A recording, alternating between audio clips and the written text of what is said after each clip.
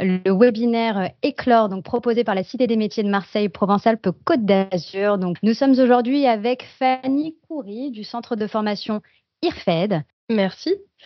Je vais présenter très brièvement qui est l'IRFED. Ensuite, j'échangerai sur la transition écologique et l'économie sociale et solidaire, pourquoi ces deux thématiques sont liées. Et ça me permettra d'introduire la formation de chargé de mission de l'ESS que propose l'IRFED depuis 2021. Je vous proposerai également un court focus sur l'alternance, qui est une modalité de formation que l'on propose et qui est toujours très intéressante. Et enfin, on aura un temps de questions-réponses. Alors, pour vous présenter l'IRFED, quelques chiffres clés. Donc, l'IRFED est un institut de formation professionnelle, sur la formation continue. On existe depuis maintenant 15 ans en région PACA. On est également un centre de formation d'apprentis, on appelle ça un CFA. Et petite particularité, nous sommes sous forme de SIC, donc une société coopérative d'intérêt collectif.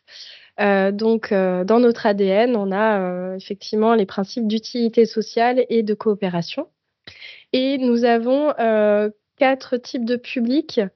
Nos premiers publics sont des salariés du secteur public, des collectivités territoriales, mais également des salariés de structures privées, notamment des petites structures de l'ESS, des alternants et également des demandeurs d'emploi à qui on propose des parcours de formation de différentes temporalités. Nos activités à l'IRFED sont assez multiples. Notre cœur de métier, bien entendu, c'est la formation, mais on travaille également sur la réalisation d'études, sur l'emploi, les compétences et le pilotage de projets européens, toujours liés à la transition écologique et l'économie circulaire. Donc, on propose différents types de parcours, des formations courtes, notamment sur la transition éco, la responsabilité sociétale des entreprises, donc plutôt tournée vers les salariés du public et du privé, mais également des demandeurs d'emploi qui souhaitent en fait monter en compétences. Nous proposons également des parcours sur la gestion des organisations de l'ESS, dont fait partie le titre professionnel que je vais vous présenter par la suite. Et ensuite, nous avons, on va dire, des cœurs de métier historiques que sont la gestion de l'eau et la gestion des déchets, où on va proposer des formations courtes à destination des salariés de collectivités, mais également, par exemple, un parcours de CAP pour des demandeurs d'emploi.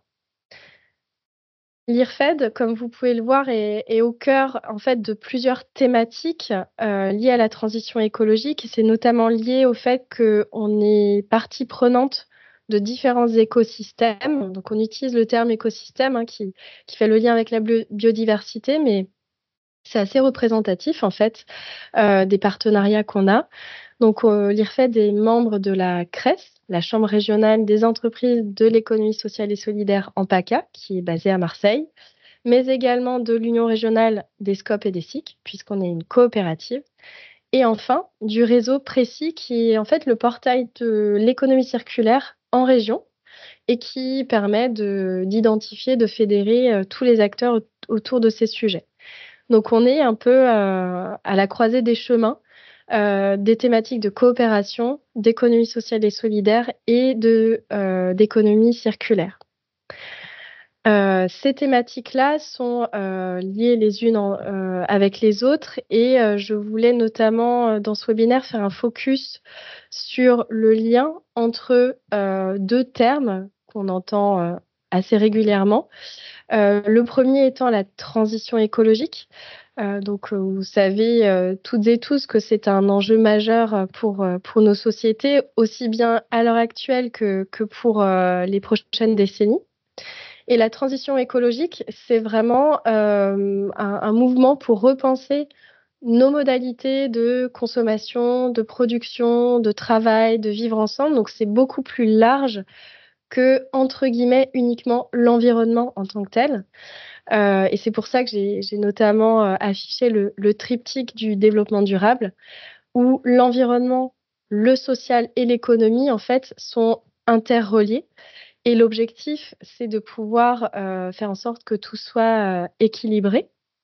Donc la transition écologique, c'est vraiment transformer notre modèle économique qui est obsolète, qui est aussi source d'inégalités et source de pollution, comme on le sait bien aujourd'hui, vers un modèle économique qui est plus social et qui intègre toujours la création de valeur économique, mais en prenant en compte les enjeux environnementaux et sociaux à la base. Donc ça constitue des enjeux majeurs pour nos entreprises, pour nos acteurs sociaux économiques. Et ensuite, l'économie sociale et solidaire, qu'est-ce que c'est? Alors, c'est pas nouveau, hein, ça a toujours existé, mais elle a été encadrée, formalisée et mise en avant, on peut le dire, depuis 10 ans avec la loi ESS de 2014. Donc, on a fêté les 10 ans cette année de cette loi qui est perfectible, mais qui a vraiment permis un essor de l'ESS, notamment en France. Et l'ESS, c'est quoi? C'est trois principes de base qui sont l'utilité sociale, donc travailler pour le bien commun, la gouvernance démocratique qui est aussi au cœur des structures coopératives dont fait partie l'IRFED, donc avoir un mode de prise de décision qui soit plus ouvert et plus inclusif. Et enfin, la lucrativité limitée qui peut paraître un petit peu étrange comme terme, mais qui est simplement liée au fait que on souhaite toujours être pérenne économiquement.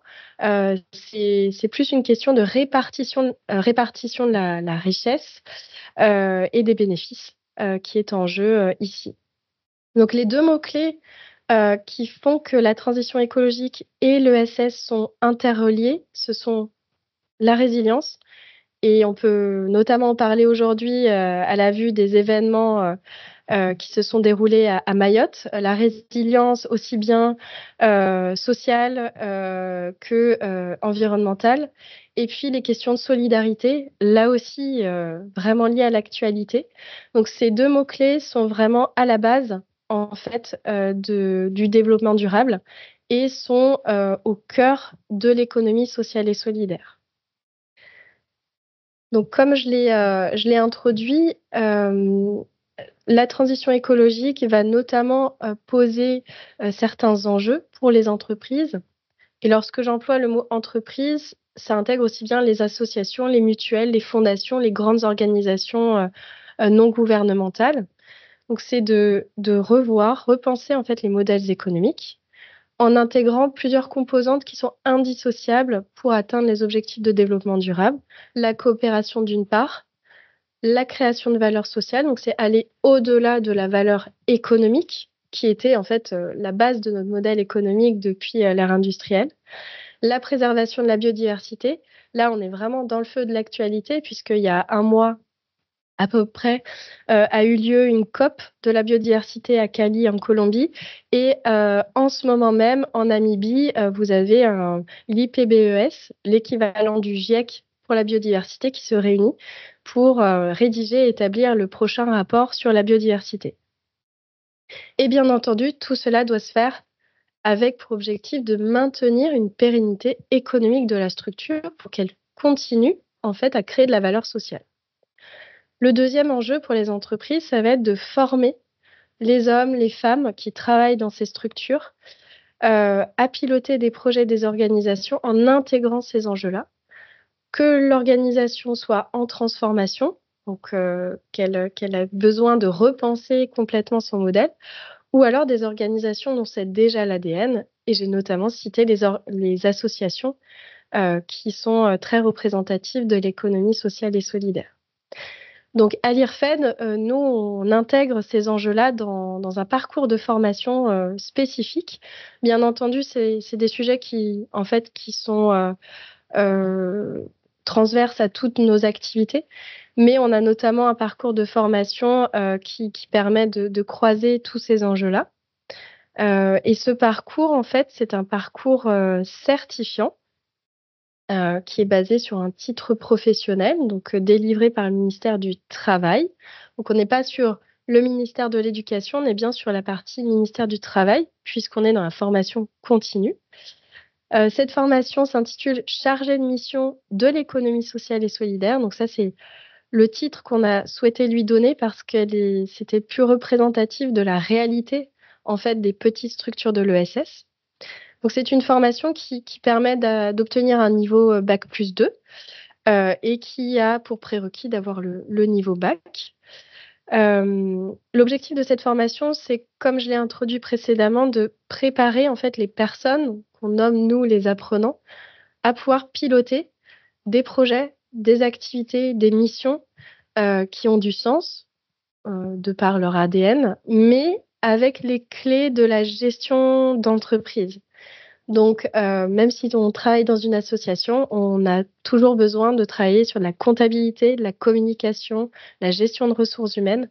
Et donc, l'objectif, c'est de pouvoir combiner en fait ces deux univers pour permettre à ces structures d'être pérennes et de continuer à développer leur activité. À l'IRFED, dès le début, dès 2021, on a fait le choix d'intégrer dans la formation des principes et des valeurs qu'on porte, la coopération, l'utilité sociale, les principes de modèle économique durable, donc vers, par exemple, l'économie circulaire, et enfin la transition écologique, qui est en fait complètement transverse et diffuse à toutes les séquences et modules de formation. Alors, à qui est adressée cette formation? En fait, on va avoir plusieurs profils qui peuvent être intéressés et qui peuvent intégrer la formation. Je vous en donne 4 pour exemple. Un premier exemple avec Alex, qui est salarié dans une association en contrat d'apprentissage. Ensuite, Olivia qui, elle, est demandeur d'emploi et qui souhaite compléter en fait ses compétences dans le cadre de sa recherche d'emploi. Isabelle qui est salariée d'une coopérative, donc une société coopérative de production. Et enfin, Samuel qui, lui, est salarié d'une SIAE, donc c'est encore un acronyme pour société ou en tout cas structure d'insertion par l'activité économique. Ça peut être une entreprise, ça peut être une association, mais qui va avoir un volet insertion très spécifique dans son modèle d'entreprise. Donc, quels sont les parcours que l'on peut retrouver pour cette formation? Donc, si on reprend nos 4 personnes, Alex, qui, par exemple, a pu suivre une licence environnement assez classique à l'université, a besoin d'être plus sur le terrain, en fait, de recherche de l'opérationnalité. Donc, il va être recruté, par exemple, par une association de protection de l'environnement en apprentissage, donc sur un contrat de 12 mois. Et donc, Alex va suivre le parcours de formation complet sur 12 mois et va viser la certification titre professionnel, puisque même s'il a déjà une licence, en fait, il souhaite avoir un diplôme qui soit représentatif des compétences opérationnelles qu'il aura pu acquérir. Olivia, dans son cas, elle est déjà expérimentée, elle a déjà travaillé dans le social avant. Elle a déjà un niveau de formation, niveau bac plus 3, mais elle a besoin de monter en compétences, notamment sur le développement de l'activité. Donc, comment développer les activités en fait d'une association, d'une structure de l'économie sociale et solidaire. Et elle va chercher à valider un bloc de compétences. Et donc, elle va suivre la formation sur plusieurs mois, par exemple. Ensuite, on a Isabelle qui, elle, travaille depuis plusieurs années dans une société coopérative et qui, au travers de sa montée en responsabilité dans la structure, va suivre la formation et aller jusqu'à la certification. Et c'est notamment motivé par sa direction. Donc là, c'est vraiment une construction de parcours au sein d'une entreprise. Et enfin, Samuel, qui lui est encadrant technique dans une structure, une entreprise d'insertion par l'activité économique et qui lui a besoin de renforcer certaines compétences, mais il n'a pas besoin d'obtenir le titre puisqu'il a déjà une formation, un diplôme.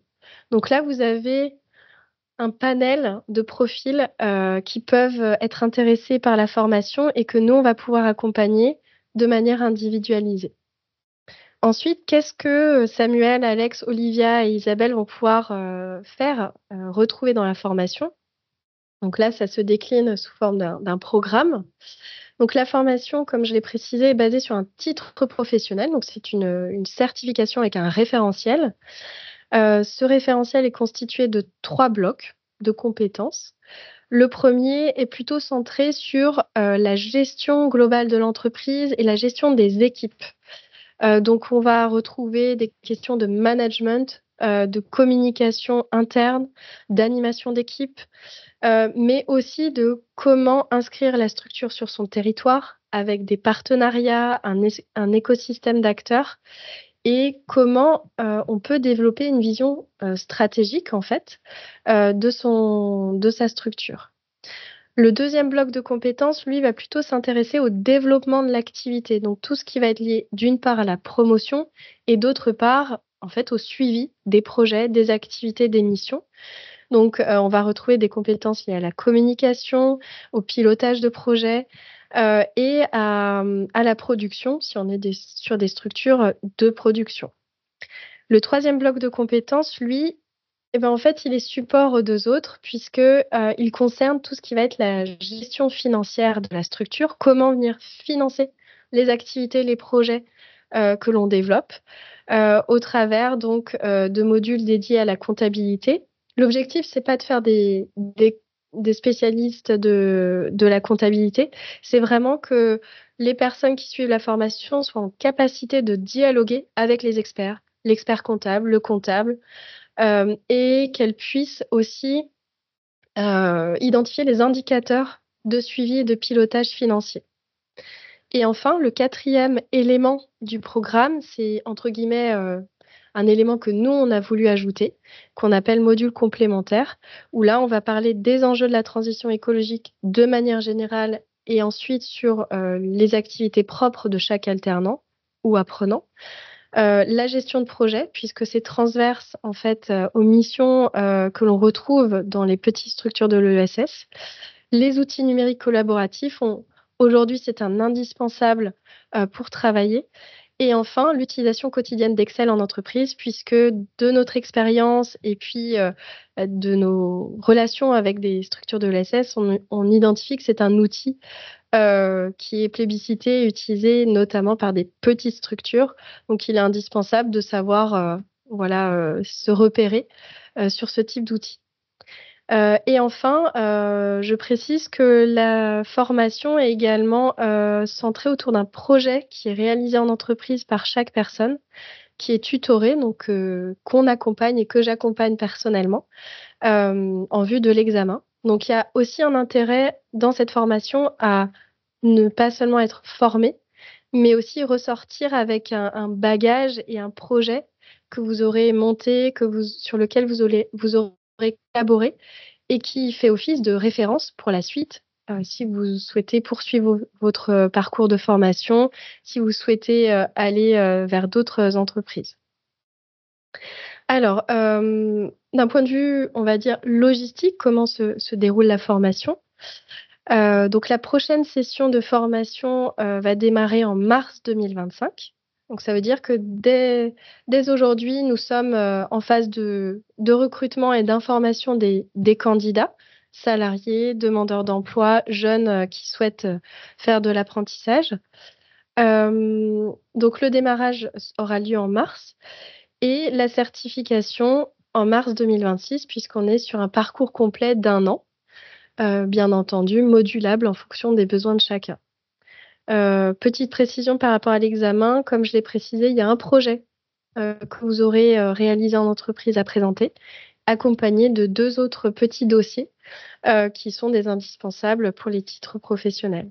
Je précise également que c'est une formation hybride, c'est-à-dire qu'on l'a voulu dès le départ avec du temps présentiel, notamment pour, les aspects, gestion financière, management, communication et du temps en distanciel puisque la formation est ouverte à toute la région PACA. Donc on peut très bien avoir des apprenants dans le 06, dans le 13, dans le 84 et cetera. Les lieux de formation présentielle seront principalement basés sur la métropole Aix-Marseille, tout simplement pour des questions, de facilité logistique, puisque ce sont des villes qui sont plutôt bien desservies au niveau des transports en commun. Donc ça, c'est l'aspect, on va dire, le cadre de la formation. Ensuite, au niveau des parties prenantes de la formation, il y en a plusieurs, les premières étant les employeurs, donc les structures qui font former leurs salariés, qu'ils soient en apprentissage ou déjà en poste, depuis le début.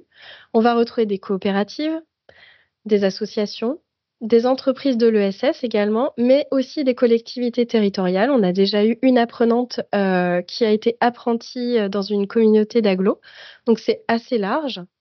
Ensuite, celles et ceux qui vont vous apporter les connaissances, les compétences sont les formateurs. Donc des formateurs internes à l'IRFED. Moi-même, je coordonne la formation et j'interviens sur certains sujets, notamment la transition écologique, la gestion de projet par exemple, et des intervenants extérieurs avec qui on est partenaire qui, eux, en fait, ont une vie professionnelle dans l'ESS. Donc vraiment, ce sont des personnes qui savent de quoi elles parlent et qui pourront vraiment vous apporter des clés, opérationnelles. Et enfin, les partenaires, ce sont des entreprises, des organisations qui vont vous accueillir lors de visites ou qui vont, participer à la formation pour témoigner de leurs pratiques, de projets, pour vous donner à voir aussi ce qui se fait, ailleurs. Pour vous donner un exemple, là, je vous donne un petit panorama de quelques employeurs de nos anciens apprenants. Donc vous y retrouvez une collectivité territoriale à Grasse, des associations, Duo for Job, Evaleco, il me semble que le Bouillon de Noailles et La Ficelle sont également des associations et vous avez d'autres structures, coopératives ou entreprises de l'ESS, le Social Bar, Piste d'Azur, Arborescence, AMS Environnement et cetera.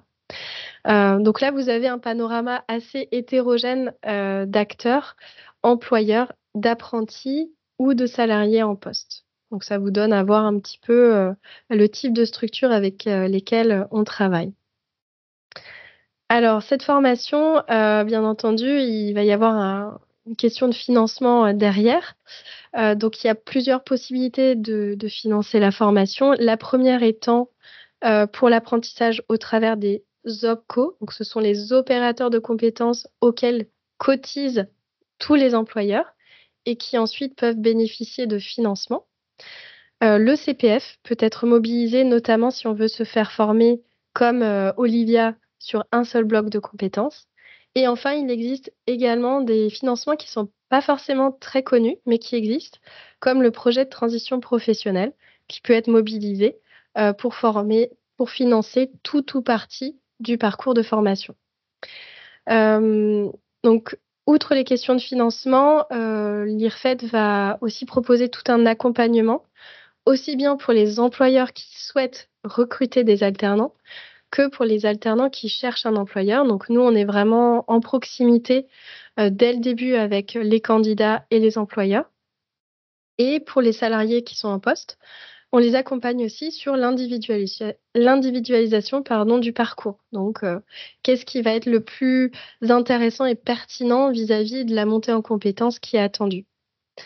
Donc toutes ces étapes-là, sont liées, avant, l'entrée en formation qui se fera autour de mars 2025.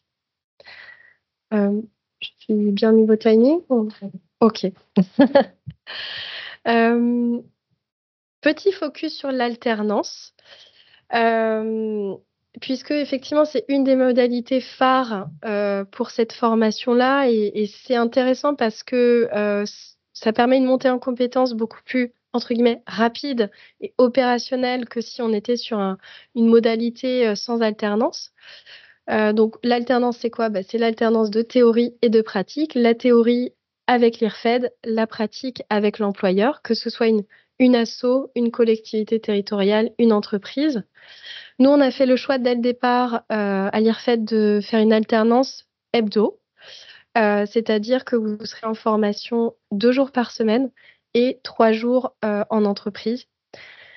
C'est un rythme assez intense, mais ça permet notamment à l'employeur, de travailler avec vous toutes les semaines. Donc de pouvoir être présent toutes les semaines, chez l'employeur et ça, c'est pas négligeable dans des petites structures, qui ont besoin quand même d'une opérationnalité assez, importante. Hem, Lorsqu'on est en alternance, donc il y a plusieurs contrats, mais nous, on pratique principalement l'apprentissage. Vous avez le même droit et devoir que des salariés. Donc ça vaut aussi bien pour les employeurs que pour les apprentis, hein.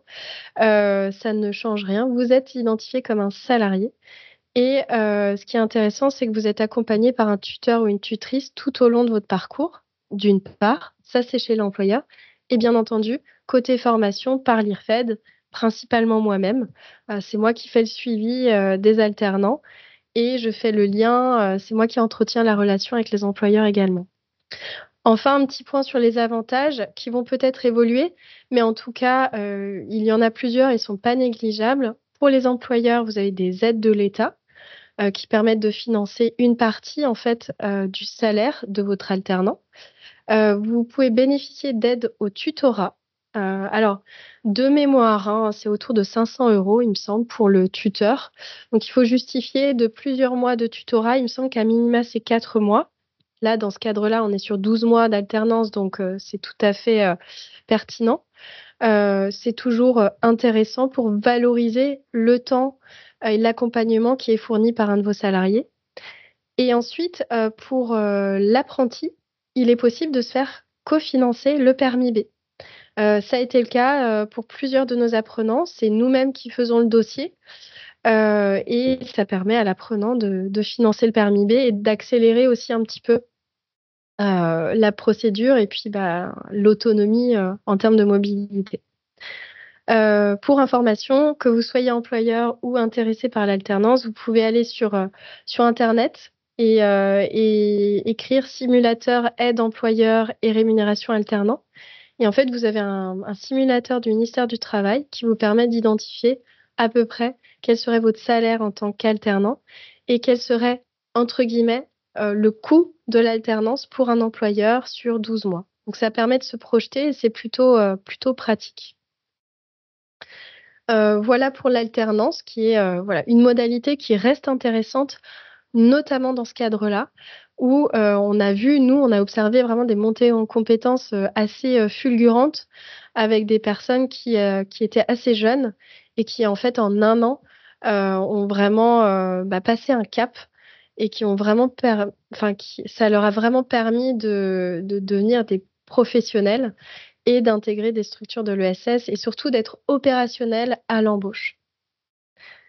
Donc on peut passer, au temps de questions-réponses si vous en avez. Je précise que là, sur la présentation, vous avez un QR code, pardon, que vous pouvez flasher avec, votre smartphone si vous en avez un et vous atterrissez directement sur la page web de l'IRFED où on donne un peu plus de détails sur la formation, notamment sur le programme. Voilà. Alors, Charlène, est-ce qu'on a des questions? Écoute, pas encore, Fanny, mais moi, j'en ai pour toi. Déjà, merci tout d'abord pour cette présentation très complète de l'IRFED, de la formation que vous dispensez sur le volet chargé de mission, ESS, développement durable, transition écologique.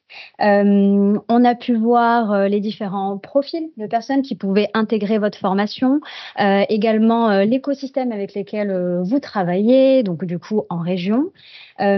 Toutefois, en quoi est-il aujourd'hui, selon vous, important de développer des compétences en matière de transition écologique? On a parlé d'actualité notamment en préambule. Voilà. En quoi véritablement aujourd'hui c'est important de se former ou d'avoir des connaissances en matière de transition écologique pour s'insérer durablement sur le marché de l'emploi? Alors dans ce cadre-là, aujourd'hui, c'est vrai que c'est indispensable. Il faut savoir quand même que la majorité des métiers, sont en transition. Donc, on va parler en fait de métiers verdissants. C'est les terminologies, hein, qui sont utilisées, un peu partout.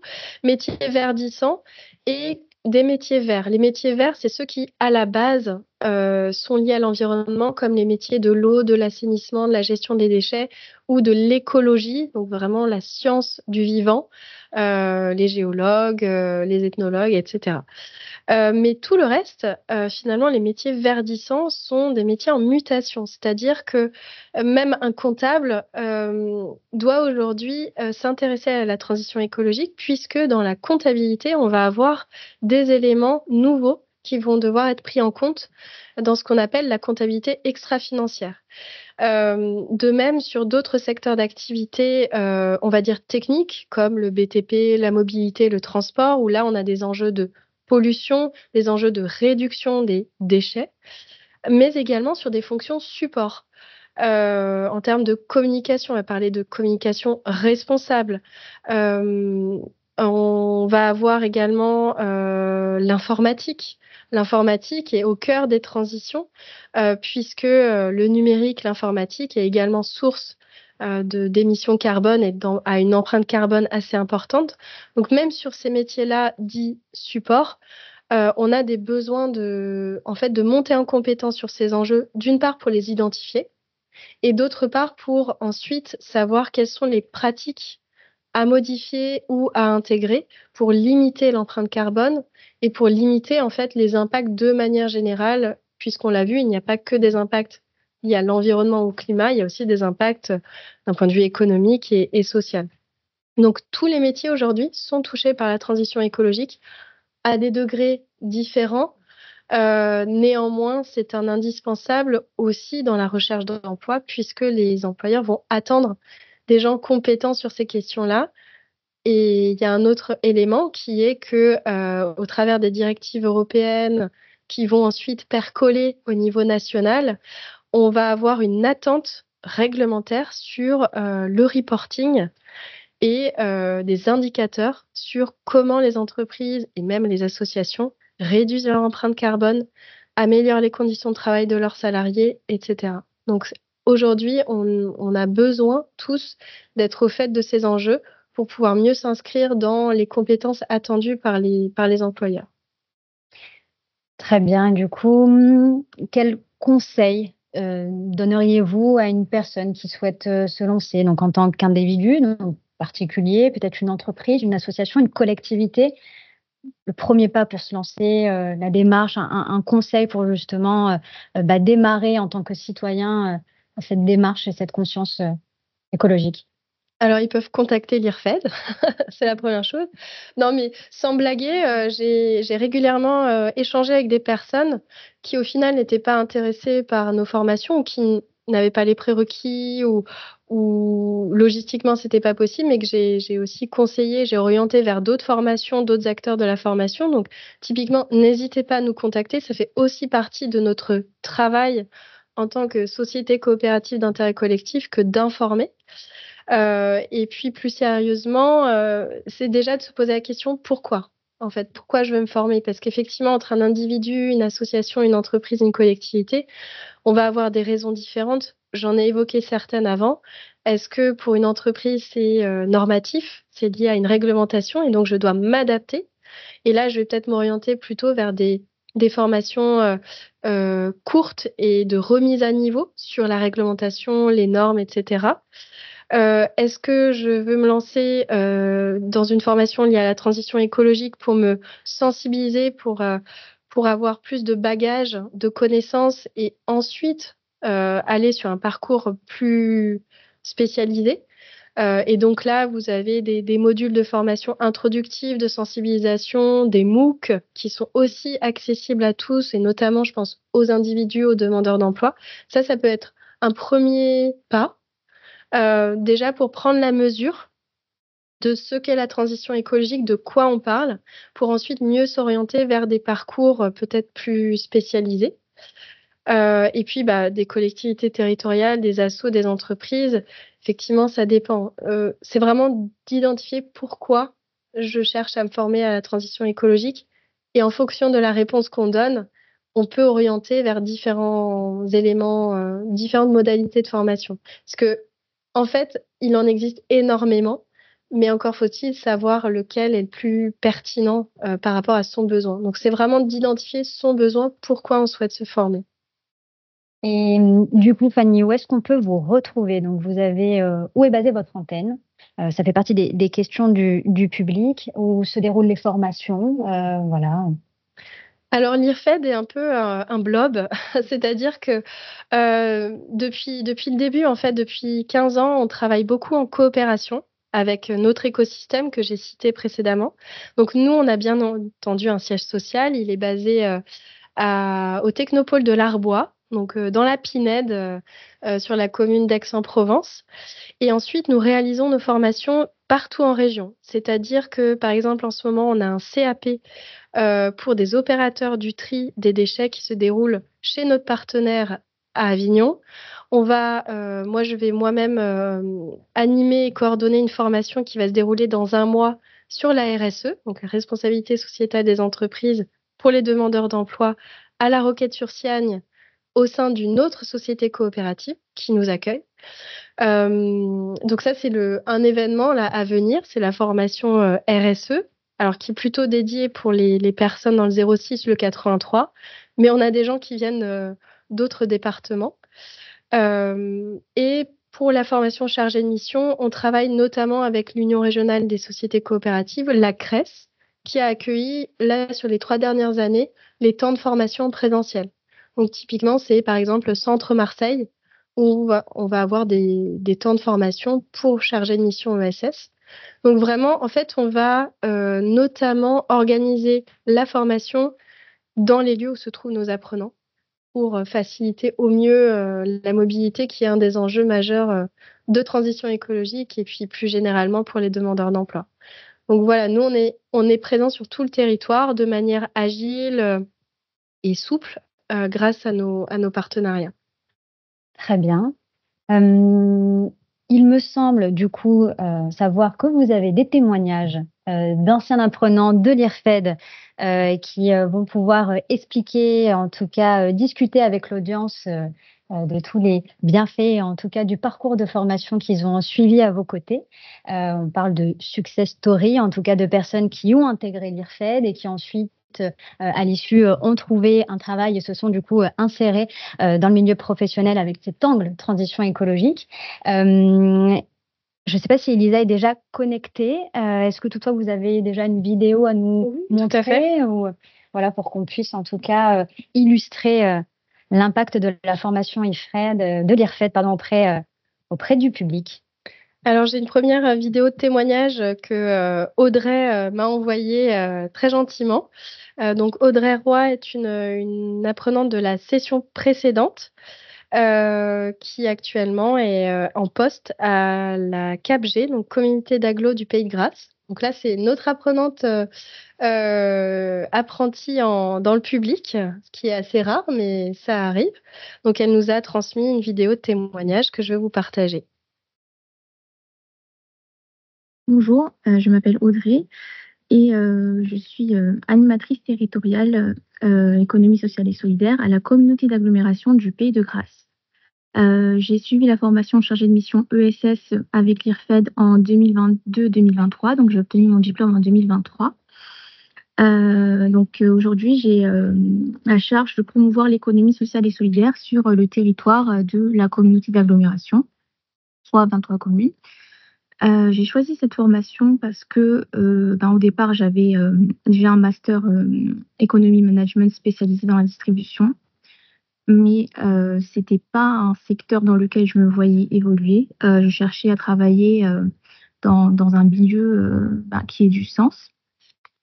Donc, je suis tombée sur cette opportunité et je me suis dit que c'était ce qu'il me fallait. Selon moi, les points forts de cette formation, c'est déjà la disponibilité, l'écoute et l'adaptabilité de l'équipe pédagogique. C'est vraiment un gros point fort. Ensuite, c'est le fait que les formateurs soient les personnes de l'IRFED, mais aussi des intervenants professionnels, ce qui est une réelle valeur ajoutée, parce qu'ils savent de quoi ils parlent. C'est du concret. Et aussi les temps de rencontres à l'extérieur lors des événements, ce qui permet d'étoffer son réseau. Donc, c'est un tout pour la suite. Donc, je recommande cette formation aux personnes qui cherchent à s'impliquer dans un secteur qui a du sens, qui ont envie d'agir et de travailler dans un secteur qui a du sens, des personnes qui ont envie d'élargir leurs horizons, leur vision, et aussi parce que les opportunités sont vraiment diverses et variées. Voilà. Merci à Audrey pour son témoignage et pour la vidéo qu'elle nous a transmise spécialement pour le webinaire d'aujourd'hui. Donc voilà. un exemple, en tout cas concret, d'une apprenante qui a étudié, s'est formée au sein de l'IRFED. Donc voilà, vous avez un retour d'expérience. S'il n'y a pas de complément suite à cette vidéo, nous pouvons inviter Elisa. Elisa qui est connectée, à qui je vais autoriser le micro et la caméra pour qu'elle puisse nous parler de son parcours, en tout cas d'expérience également auprès de l'IRFED. Bonjour, bonjour Elisa. On Bonjour, vous voit bien. Voilà, et on vous entend. super. Bonjour à tous, bonjour Fanny, je suis ravie de te revoir.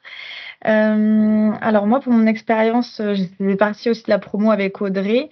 C'était une super expérience dans le sens où moi, je savais que j'avais envie d'être dans le secteur, on va dire associatif, ou en tout cas dans un secteur qui a du sens. Et cette formation, m'a permis de découvrir le secteur de l'ESS que je ne connaissais pas du tout. Et c'était un petit peu un tremplin dans le sens où, je n'étais pas forcément quelqu'un qui était intéressé par beaucoup d'études, mais cette formation a permis, par le biais du titre professionnel d'avoir des compétences, enfin des premières compétences en audit, grâce à l'évaluation de fin et je pense qu'une des principales, on va dire, vertus de cette formation, c'est vraiment tous les acteurs qu'on peut rencontrer. J'ai même un conseil, c'est que dès que vous avez des intervenants, de bien noter leur nom et leur contact parce que c'est des choses qui pourront vous servir plus tard si vous restez dans ce secteur. Parce que c'est la chance avec l'IRFED, c'est ils nous permettent de rencontrer énormément d'acteurs différents du territoire et ça, je trouve que c'est vraiment un point extrêmement positif de la formation. Et pour ma part, ça m'a permis de continuer dans ce secteur-là, puisque là, aujourd'hui, je suis en master d'économie sociale et solidaire. Donc, je continue dans cette voie et en alternance à la Banque des Territoires, encore une fois, dans l'équipe de SS. Donc, pour charge d'aller voir les porteurs de projets sur la région PACA et de financer des projets associatifs de SS ou même des collectivités aussi qui ont des projets d'intérêt général. Donc voilà, donc moi je remercie encore aujourd'hui l'IRFED qui m'a permis de connaître ce secteur et de me donner envie de continuer là-dedans. Et aujourd'hui, je suis très épanouie. Voilà. Merci Lisa, merci pour votre témoignage inspirant. On l'espère pour toutes les personnes qui nous suivent et nous regardent. On vous souhaite une très très belle continuation et à bientôt. Merci beaucoup à vous aussi. Voilà pour les témoignages, les vidéos, la présentation qui s'est vue être complète.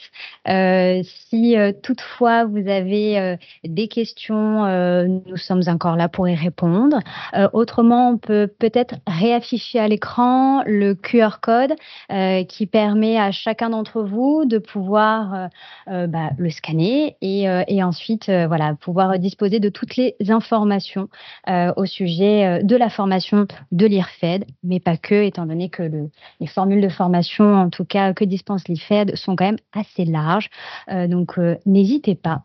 J'en profite également pour vous dire qu'au sein de la Cité des métiers de Marseille, Provence-Alpes-Côte d'Azur, nous organisons des webinaires autour de la transition écologique chaque mois, auxquels vous êtes invités.